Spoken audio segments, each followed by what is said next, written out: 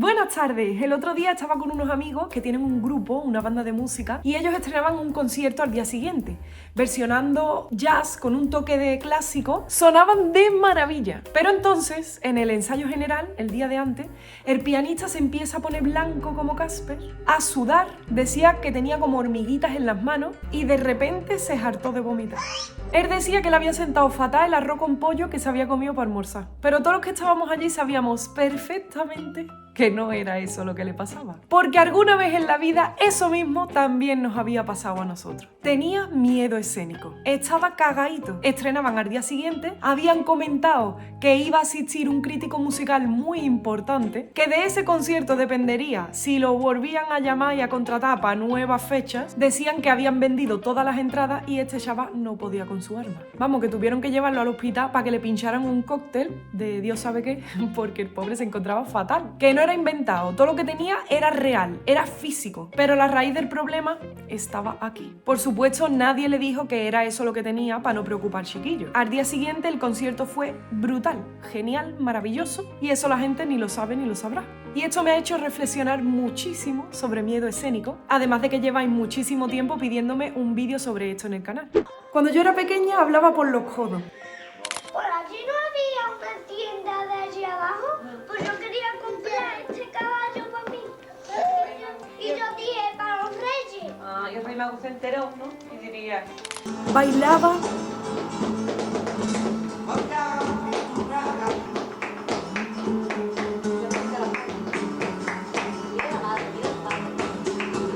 Cantaba.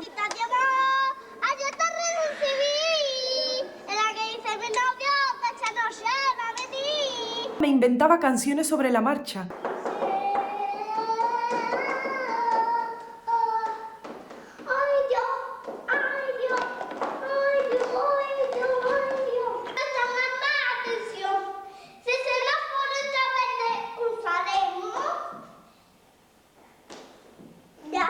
Y no me daba vergüenza lo que otros pensaran u opinaran de mí.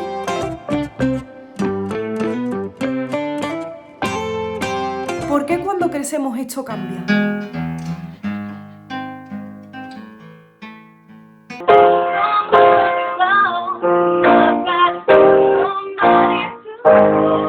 Ya sabéis que me encanta la poesía y he encontrado aquí un poema que puede definirnos un poco el porqué de esta situación. Las células se regeneran cada 7 años.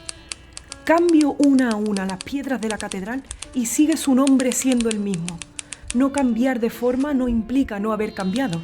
Entre los pilares y las ruinas hay un parpadeo, todo encierra dentro de sí a su contrario. ¿Tendría el mar sin agua la misma forma de un desierto? ¿Soy la misma que nació si mis células primeras son ya todas distintas? Es decir, algo cambia en nosotros cuando crecemos. Vivimos en sociedad, somos seres sociales. Lo que cambia en nosotros cuando crecemos es que tenemos conciencia de las opiniones y las expectativas que los otros depositan sobre nosotros, de lo que opinan y esperan los demás, de lo que otros consideran que hacemos bien o hacemos mal. Y por tanto esto influye en cómo nos valoramos también y cómo nos percibimos a nosotros mismos.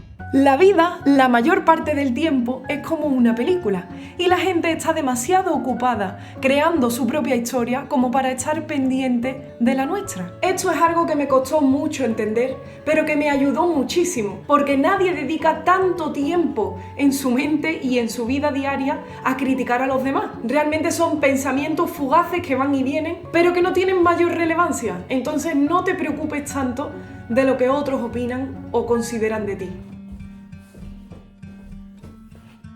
Y sé que es muy fácil decirlo porque aun sabiendo esto, yo seguía poniéndome nerviosa, me temblaban las manos cada vez que tenía que subirme a un escenario. Me entraba una sensación como de que no sabía tocar, que no iba a saber ni coger la guitarra. Y para esto no hay una pastilla, una píldora mágica que quite todos tus problemas y que los resuelva, porque todo lo que tomes va a ser un remedio casero, fugaz, que lo que va a hacer es meter las cosas debajo de la alfombra, las va a tapar, lo va a dejar todo muy bonito, pero el problema real, la raíz, va a seguir estando ahí. Hasta que no entiendas la vida de forma diferente, hasta que no haga clic tu cabeza y vea las cosas de otra manera, no vas a poder afrontar eso tal y como es. En una serie de extraterrestres, que ya sabéis que son las que más me gustan, era de Steven Spielberg, y hay una escena en la que hay un grupo de música tocando y creo que tienen miedo escénico o miedo a fallar notas y demás. Necesito algún tipo de ayuda. Y entonces la niña les contesta súper inteligente. Cuando tocas una canción, cuando estás en medio, ¿piensas en cómo termina? ¿Qué va? Para terminar una canción tengo que concentrarme en la parte en la que estoy. Vale.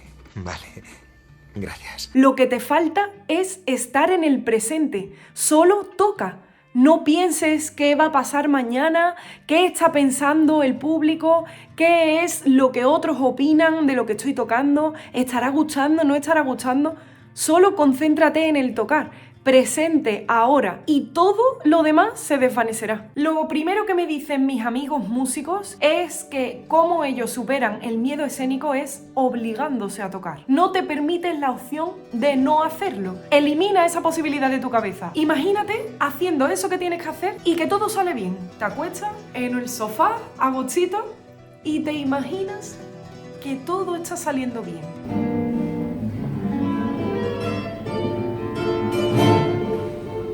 Y lo toco fenomenal, el acorde que nunca me sale me está saliendo perfecto.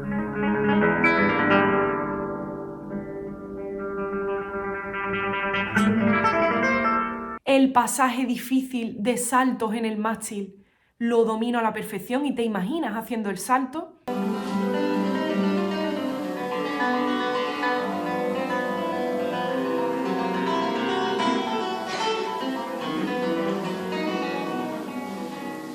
Ahora la gente aplaude, pero minuto a minuto el concierto te lo imaginas saliendo espectacular.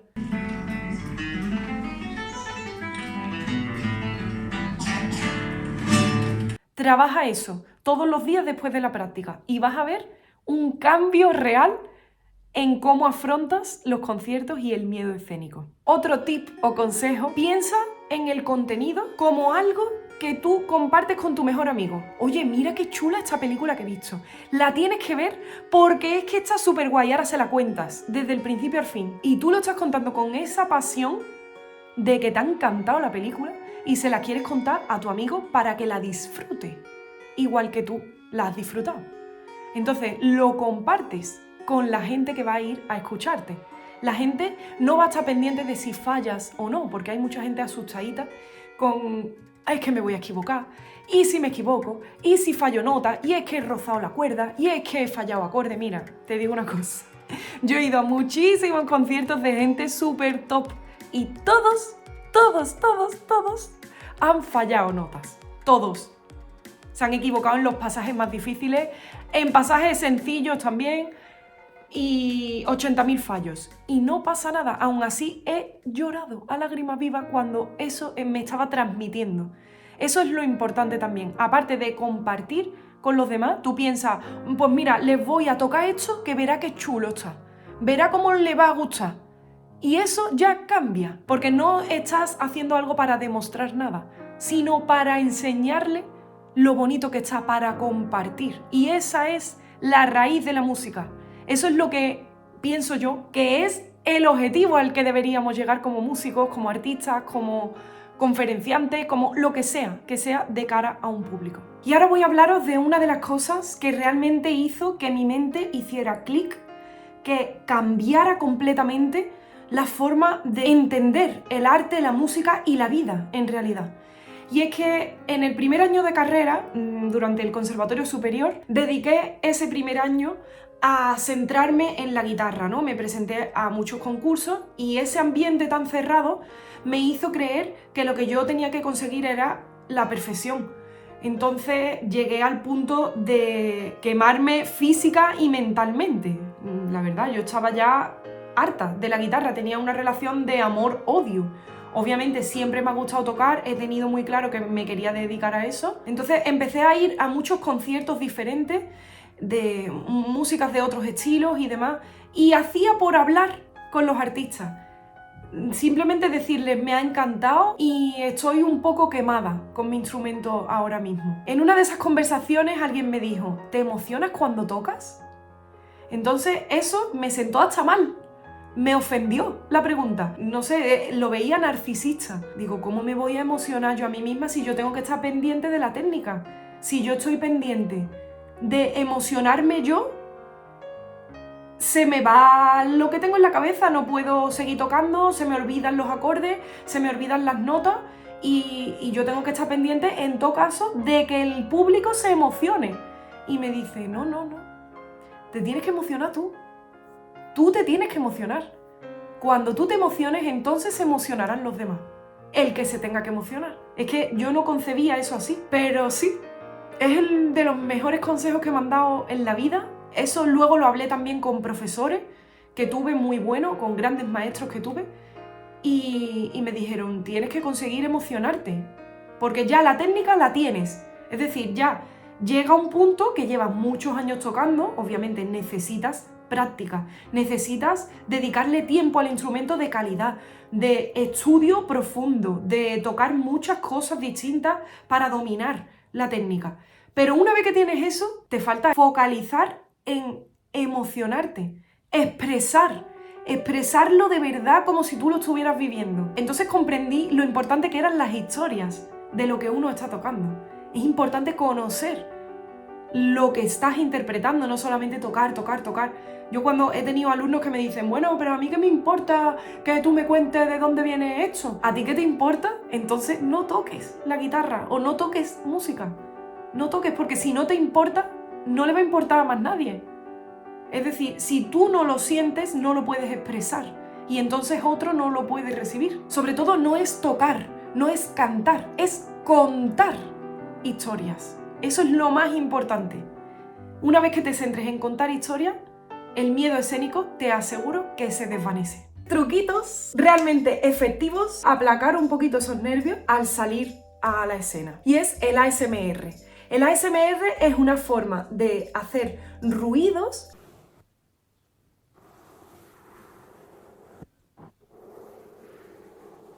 y entonces le da como un gustito cerebral a tu cerebro que lo relaja. Sonidos normalmente de la naturaleza o sonidos humanos. Por ejemplo, el sonido del mar. ¿A quién no le relaja el mar? Es que es imposible. Entonces, si no te gusta el ASMR, te puedes poner un sonido del mar antes de salir a tocar. Lo compaginas con la respiración y te ayudará un montón. Otra técnica que te vendrá genial es una técnica que usan los soldados, los militares, para dormirse incluso en situaciones donde hay guerra, disparos, fatal. Y la utilizan porque dicen que activa el sistema parasimpático o yo qué sé, a través de la respiración y la concentración. Se llama el método 4-7-8. Coges aire en 4 segundos, lo retienes en 7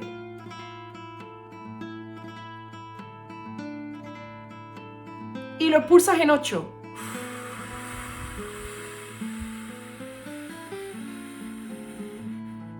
Simulando el estado natural de relajación máxima del cuerpo hasta que consigues relajarte. Otra cosa buena que puedes utilizar son los cojines de semillas. Son cojines llenos de semillas, a veces de cereza o de trigo, me parece. Hay distintas semillas. Lo metes en el microondas, se calienta en 2 o 3 minutos y se pone muy calentito. Y es un calor seco que te puedes aplicar en el cuello para relajar todo esto, porque cuando estamos muy nerviosos tendemos a encogernos. Si estás en un sitio donde no hay microondas y no te lo puedes calentar antes de salir, hay unas bolsitas, partes una pastillita que tiene dentro y eso empieza a soltar como un gas y se expande y se pone caliente sola la bolsa. Está genial como para calentar también las manos antes de tocar, si sois músicos instrumentistas, o para ponértelo aquí, para que te caliente, en fin, venden esas bolsitas en muchos sitios. Otra cosa súper importante es no ser tan criticón. Es muy simple. Y no es tan fácil, porque cuando alguien sale a un escenario y se equivoca, ya sea tocando o hablando, lo primero que hace nuestra mente es analizar. ¡Uy, qué mal! Es que no es capaz de dar 4 acordes seguidos. Es que no le sale, Está nervioso, míralo, está temblando. Míralo, está sudando. Uy, de esta no sé yo cómo va a salir. Sustituye esa crítica por pero el trémolo lo ha salido muy bien. O bueno, pues el pasaje tal lo ha hecho perfectamente, con lo difícil que era. pues mira qué sonido más bonito tiene. Porque si estás acostumbrado a criticar tanto a los demás, no vas a ser capaz de ver lo bueno en ti. Y lo bonito es cómo te recompones de los fallos, cómo resuelves. Sepas resolver o no, vas a hacer muchas otras cosas bien. Entonces, cambiar eso te va a hacer capaz de verlo de otra manera y de disfrutarlo. No te olvides que puedes conseguir mi libro en paolahermosin.com/libro. Te dejo el link en la descripción del vídeo, donde hago muchas reflexiones sobre el mundo de la guitarra, sobre sociedad, sobre los prejuicios, estereotipos, sobre la música popular, la música culta, clásica y muchas otras historias sobre arte y sobre este maravilloso instrumento de 6 cuerdas. Puedes suscribirte, dar me gusta, coméntame si te han servido, si alguno lo has puesto en práctica a partir de ver este vídeo. Puedes compartir también el vídeo con aquellos que pienses que les puede ayudar. Así que nada, muchísimas gracias por verlo y nos vemos pronto.